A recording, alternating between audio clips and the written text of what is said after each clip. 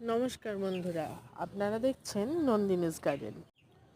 আজ আপনাদের সাথে আমার ছাদ বাগানে বীজ থেকে তৈরি কিছু লাল শাকের চারা আপনাদের দেখাবো।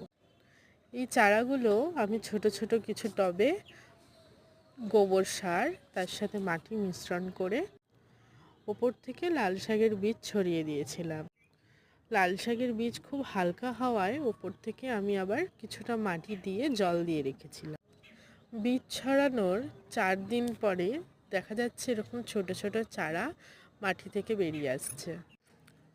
তবে লাল শাক করার চেষ্টা আমার ছাদ বাগানে এটি প্রথমবার।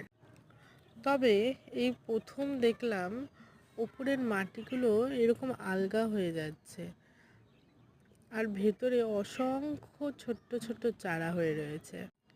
আমি ওপরের মাটিগুলো একটু আলগা করতে এসে দেখি এক রকমের স্তর পড়ে গেছে, যেটি হালকা চাপ দেওয়াতে ভেতর দিকে ভেঙে যাচ্ছে।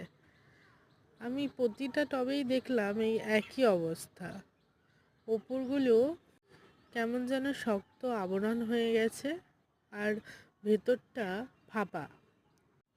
জিনিসটা আমার কাছে নতুন, তাই একটা টবে ওপর থেকে যেই মাটিটা ফাঁপা ছিল সব আমি হাত দিয়ে সরিয়ে দিয়েছি। এখন চারাগুলো বেরিয়েছে, আমি সাহস করে আর বাকি টবগুলোয় দিইনি। দেখা যাক একটাতে কি হয়, তারপরে দেব।